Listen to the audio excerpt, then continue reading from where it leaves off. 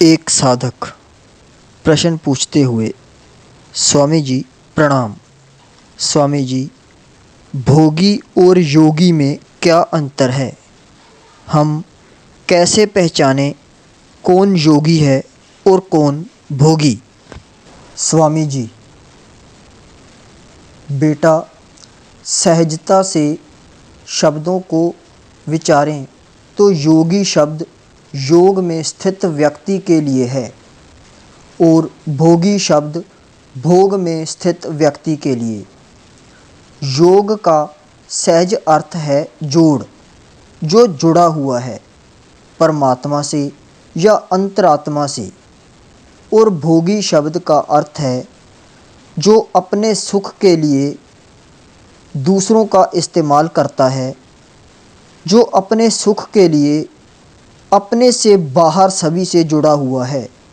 किसी भी प्रकार से वह अपने इंद्रिय सुखों के लिए दूसरों का शोषण करता है, और योगी अपने अंतस में ही सुख को प्राप्त होता है। योगी आत्म केंद्रित होता है, जबकि भोगी देह अर्थात शरीर केंद्रित होता है।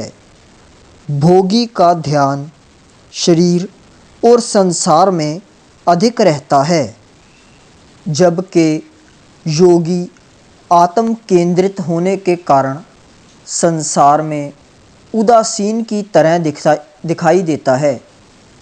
भोगी के लिए शरीर का सुख और अहंकार की तृप्ति ही पहला नंबर है, और योगी के लिए परमात्मा से प्यार और स्व की मुक्ति पहला नंबर है। वैसे तो दोनों की पहचान भी सहज नहीं है, क्योंकि कभी कभी भोगी भी दुनिया के सामने खुद को योगी की तरह दिखा सकता है, परंतु योगी की तरह दिखना और सच में योगी होना, इसमें अंतर है। उसी प्रकार कभी कभी योगी भी भोगी की तरह दिखाई पड़ सकता है, जैसे राजा जनक, श्री कृष्ण और भी कुछ संत ज्ञानी हुए हैं, जो योग की उच्च अवस्था में स्थित होते हुए भी उनके समय के लोगों को वह भोगी जैसे दिखते थे।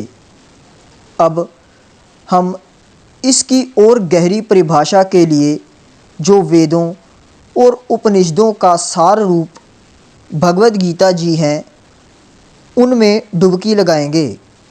भगवद गीता के 5वें अध्याय के 23वें श्लोक में भगवान अर्जुन से कहते हैं कि जो साधक इस मनुष्य शरीर में शरीर का नाश होने से पहले पहले ही काम क्रोध से उत्पन्न होने वाले योग को सहन करने में समर्थ हो जाता है, वह युक्त है, अर्थात योग में स्थित है, वही योगी है, वही सुखी है। फिर भगवान गीता जी में 6ठे अध्याय के पहले श्लोक में कहते हैं कि जो पुरुष कर्म फल का आश्रय ना लेकर करने योग्य कर्म करता है, वही सन्यासी तथा योगी है। केवल क्रियाओं का त्याग करने वाला योगी नहीं होता। 6ठे अध्याय के दूसरे श्लोक में भगवान कहते हैं कि बिना संकल्पों का त्याग किए बिना कोई भी योगी नहीं होता। योग में आरूढ़ होने की इच्छा वाले मननशील पुरुष के लिए योग की प्राप्ति में निष्काम भाव से कर्म करना ही हेतु कहा जाता है। योगारूढ़ हो जाने पर उस पुरुष का जो सर्व संकल्पों का अभाव है, वहीं कल्याण में हेतु कहा जाता है। यह भगवद गीता के 6ठे अध्याय के 3 श्लोक में कहा गया है। भोगी व्यक्ति अनेक संकल्पों और इच्छाओं से घिरा रहता है। मुझे यह पाना है, मुझे यह करना है, मुझे वहाँ वहाँ यह जाना है, मुझे दुनिया को या सभी रिश्तेदारों को कुछ करके दिखा देना है कि मैं भी कुछ हूँ विशेष। ऐसा व्यक्ति संग्रह की ना रुकने वाली दौड़ दौड़ता रहता है। जो मांग भीतर की है, स्व की है, अर्थात आत्मा की है, उसे वह सांसारिक वस्तुओं, रुपए पैसे, संबंधों, सम्मान, जमीन आदि से पूरा करने की कोशिश करता रहता है, जो कभी भी तृप्त नहीं होती, क्योंकि भीतर की जो भूख है, जो चेतना की भूख है, अतृप्ति है, वह बाहर के स्थूल जगत से नहीं मिटती। योगी अपने सभी संकल्पों को परमात्मा में समर्पित कर देता है। वह सुख की कोई भी बाहरी इच्छा नहीं रखता, क्योंकि उसे स्व में ही आनंद का खजाना मिल जाता है।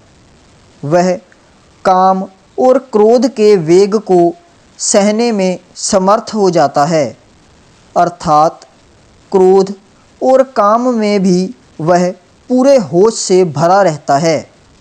भोगी बेहोशी में चला जाता है। वह क्रोध और काम से अपना भी नाश करता है और दूसरों को भी दुख देने का काम करता है। योगी को तो भगवान जहाँ तक उपमा देते हैं कि योगी तपस्वियों से श्रेष्ठ है, शास्त्र ज्ञानियों से भी श्रेष्ठ माना गया है और सकाम कर्म करने वालों से भी योगी श्रेष्ठ है। यह बात भगवान गीता जी के 6 अध्याय के 46वें श्लोक में बोलते हैं। तो बेटा, भोगी और योगी का यहाँ तुम्हें अंतर बताया गया है और उनका बार बार संग करने से तुम्हें उनकी पहचान भी होने लगेगी कि कौन योगी है और कौन भोगी। नारायण नारायण नारायण हरि।